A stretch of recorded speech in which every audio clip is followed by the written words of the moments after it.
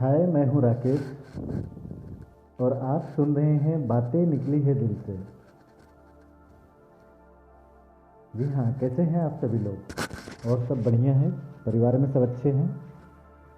जी हाँ, आज मैं सुनाने वाला हूँ आपको एक लव स्टोरी। जी हाँ, जिसका शीर्षक है पहला प्यार। तो चलिए इस लव स्टोरी को एंजॉय करिए। बहुत ही प्यारी लव स्टोरी है जो मैंने इंटरनेट की डायरी से लिया। एक नाम सुनते ही अचानक से दूसरी दुनिया में खो सी गई थी रिया। कॉलेज की जिंदगी का आखिरी साल था और गर्मी की सुबह पेपर देने जाने वक्त पुराने दोस्तों की याद उसे हमेशा की तरह आ गई थी। जब वह किशोरा अवस्था की चौखट पर जाकर खड़ी हुई थी, उसे अपने रंग रूप पर थोड़ा थोड़ा गुमान होने लगा था। उसकी उम्र से कुछ साल बड़े लड़कों की निहारते आंखें उसे इतना तो बता चुकी थी कि वह खूबसूरत है। जब भी वह कहीं जाती, लोग भीड़ में उसे निहारते। कभी कभी वह मन ही मन इतराती तो कभी गंदी निगाहों से खुद को बचाती, लेकिन उसका मन कहीं जाकर अटका हो, ऐसा तो अब तक नहीं हुआ था। एक रात चाची के घर पर बैठकर टीवी देख रही थी। उसी वक्त दरवाजे पर कोई आया था। दरवाज़ा खुला हुआ था। रिया ने झांक कर देखा तो बाहर कोई रिश्तेदार दरवाजे पर खड़ा था। चाची ने उन्हें अंदर बुलाया। रिया को इससे कोई मतलब नहीं था कि घर में कौन आया है। उसे बस अपने टीवी देखने से मतलब था, जो वह बहुत ही तल्लीनता से देख रही थी। इतनी देर में रिश्तेदार भी उसी कमरे में आकर बैठ गए जहां रिया तकिए से टिककर टीवी देख रही थी। लेकिन रिश्तेदार के साथ जो अजनबी चेहरा कमरे में दाखिल हुआ तो रिया का ध्यान अचानक ही उस चेहरे पर चला गया। सांवला सा चेहरा था।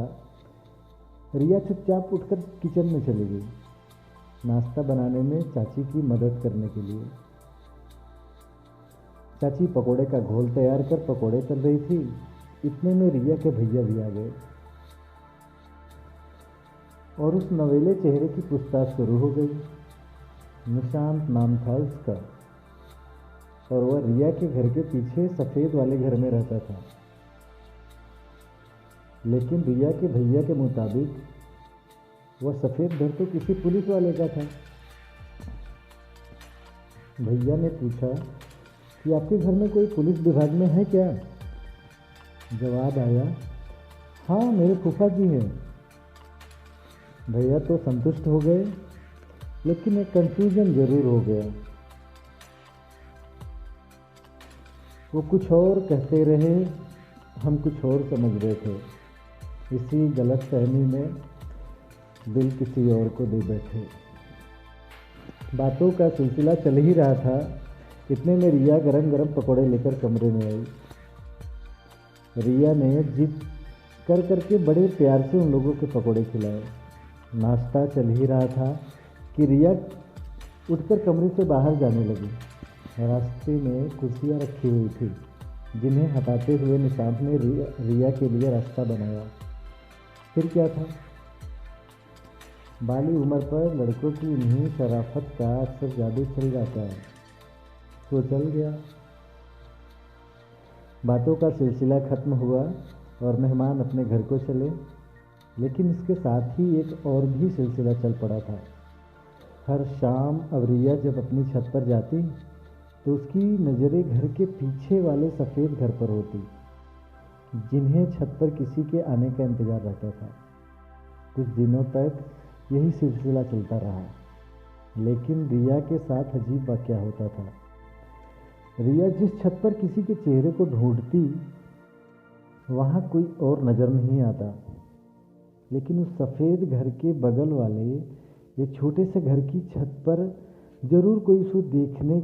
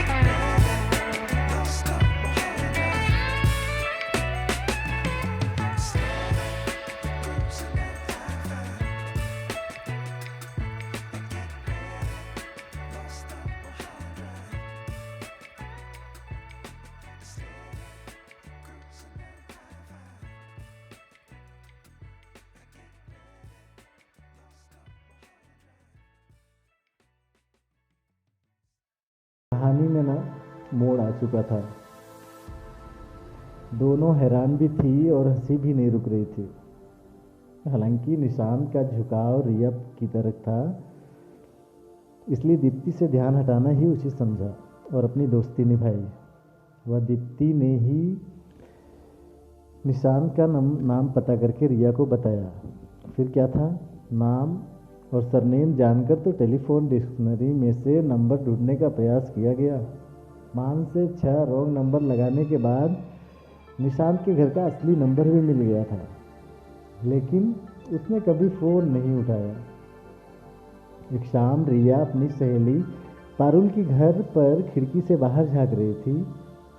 शाम 4:45 का समय था। तभी उसे दूर से निशांत की कटकाठी का कोई धुंधला सा शख्स ना आता हुआ दिखा। जैसे वह नज़दीक आ रहा था, रिया की दिल की धड़कनें बढ़ रही थी। रिया ने जल्दी से पारुल और दीप्ति को आवाज़ लगाई, अरे जल्दी आओ ना, जल्दी आओ, निकल जाएगा वो। 2 घंटे तक आंखों की इस मुलाकात का सुरूर उतरा भी नहीं था कि निशांत की वापसी हुई। तीनों सहेलियां बाहर के बरामदे में बैठी थी। एक बार फिर वही भोली सूरत, कातिल दबी मुस्कान के साथ। एक बार रिया उसे लौटते हुए पीछे से भी देर तक देखती रही, जब तक आंखों से वह ओझल न हो गया। लेकिन जाते जाते निशांत की टी शर्ट के पीछे की तरफ उसका नाम आज रिया को पता चला। दरअसल निशांत रोज अपने नाम लिखी हुई सफ़ेद टी शर्ट पहनकर शाम को उसी वक्त क्रिकेट की प्रैक्टिस के लिए मैदान जाता था। तो निशांत के आने और जाने का वक्त भी रिया और उसकी दोनों सहेलियों को पता चल चुका था। लिहाजा रोज शाम 4:45 पारुल के घर के पीछे दरवाजे पर खड़े होकर निशांत का इंतजार किया जाने लगा। निशांत भी अब रोज आईने के सामने सज संवर कर घर से निकलता। उसे भी तो रिया के सामने अच्छा दिखना था। अब ये रोज का मसला हो चला था। ठीक समय पर निशांत का सामने से निकलना और रिया का दरवाजे पर खड़े मिलना, दोनों की नज़रें टकराना, थोड़ा शर्माना, थोड़ा मुस्कुराना, एक मौन लव स्टोरी परवान चढ़ रही थी। निशांत के शर्मीले स्वभाव पर कभी कभी गुस्सा भी आता। उसके न बोल पाने के कारण तीनों मिलकर उसकी खिंचाई भी करती थी। जब भी निशांत सामने से निकलता, तीनों उसे छेड़ते हुए उस पर कमेंट और ठहाका लगा देती। निशांत बेचारा हिम्मत भी नहीं जुटा पाता था। रिया कुछ दिनों के लिए शहर से बाहर गई थी किसी शादी में। तभी शर्मीले स्वभाव के निशांत ने पारुल से उसके घर का नंबर पता किया और रिया के न दिखाई देने का कारण भी ये कुछ दिनों की दूरी दोनों को और भी करीब ला रही थी। जब रिया घर वापस लौटी तो अपने सबसे प्रिय जगह छत पर जाकर निशांत को निहार रही थी। इतने में पारुल वहाँ आ गई और रिया से उसके घर चलने को जिद करने लगी। जब रिया पारुल के घर पहुंची तो कुछ ही देर बाद फ़ोन की घंटी बजी। पारुल ने कहा, उठा ले उठा ले उठा ले, तेरे लिए ही है। यहीं से निशांत और रिया की पहली बात शुरू हुई, जहां दोनों ने एक दूसरे के बारे में जाना। अब अक्सर दोपहर के वक्त बातें हुआ करती थी, जब रिया के घर पर कोई नहीं होता। सुबह इशारों में फ़ोन करने का समय बता दिया जाता और रिया अपने घर के 2 फ़ोन में से एक का कनेक्शन निकाल देती थी ताकि दूसरे से कोई उसकी बातें न सुन ले। धीरे से मोबाइल फ़ोन का ज़माना भी आ गया और दोनों की मैसेज और कॉल से रातों की बातें होने लगी। निशांत जब बात किए बगैर सो जाता तो रिया घंटों तक बिस्तर पर लेटे लेटे रोती रहती। फिर सुबह छत पर भी निशांत की तरह चेहरा नहीं करती, लेकिन जल्दी मान भी जाती। यही बात निशांत को बहुत पसंद भी थी। दीप्ति दोनों के बीच उपहारों या संदेशों का कभी कभार आदान प्रदान भी किया करती थी, गिफ्ट वगैरह लेना देना। एक दिन निशांत ने दीप्ति को बताया कि उसकी नौकरी लग गई और वह शहर के बाहर जा रहा है। बगैर बात किए वो चला भी गया। इन दिनों रिया ने जुदाई के पलों को बहुत करीब से जिया था, लेकिन ये वक्त भी ज़्यादा समय तक नहीं रहा। निशांत को नौकरी पसंद नहीं आई और वह 1 महीने बाद लौट आया। रिया के जान में जान आई। अब इस रिश्ते को 3 साल होने को आए थे और रिया ने 12वीं पास कर ली थी। अब रिया ने मुंबई के कॉलेज में एडमिशन ले लिया था। दोनों के बीच तय हुआ कि निशांत हर महीने रिया से मिलने मुंबई जाएगा। रिया ने शहर छोड़ दिया और मुंबई के एक हॉस्टल में रहने लगी। यहाँ भी दोनों के बीच प्यार कम नहीं हुआ, लेकिन 2 साल बाद रिया की ज़िंदगी में कई सारे मोड़ आ गए थे। निशांत कभी मुंबई नहीं आया और रिया भी अब बदल चुकी थी। शहर की हवा का रंग उसके पैरों में लग चुका था और वो बहुत दूर जा चुकी थी। अब केवल दोनों एक दूसरे को बस याद किया करते थे। जब तक रिया के पैर जमीन पर आए वो बहुत पीछे छोड़ चुकी थी, लेकिन आज भी गर्मियों की सुबह और शाम रिया को वही दिन याद आते हैं, पहला प्यार जो था। कहते हैं ना, बीते हुए लम्हों की कसक याद तो होगी, ख्वाबों में ही सही मुलाकात तो होगी। बीते हुए लम्हों की कसक साथ तो होगी, ख्वाबों में सही मुलाकात तो होगी।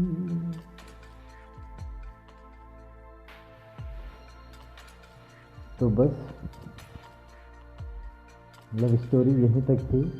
आई होप आप लोग बहुत पसंद आई होगी। आप लोगों की ये कहानी बहुत प्यारी कहानी थी जो मुझे बहुत पसंद आई थी और आप लोग को सुनाया। जो भी आपके जिगरी दोस्त हो ना, जो दिल के बहुत करीब हो ना, जो किसी से सच्चा प्यार करते हैं ना, उनको भेज देना यार। हाँ हाँ, और अच्छी लगी हो तो लाइक ज़रूर करना। अगर आप मेरे चैनल को फर्स्ट टाइम सुन रहे हैं, पहली बार आए हैं, तो चैनल को सब्सक्राइब कर लेना, बेल आइकन को दबा लेना, ताकि जैसे ही मैं वीडियो को, ऑडियो नोट्स को अपलोड करूं और आप तक तुरंत पहुंच जाए, टिन टिन करके। तो चलते हैं। अपना ख्याल रखिएगा, परिवार का ख्याल रखिएगा, बच्चों का ख्याल रखिएगा, और हाँ, मेरे लिए दुआ ज़रूर करिएगा।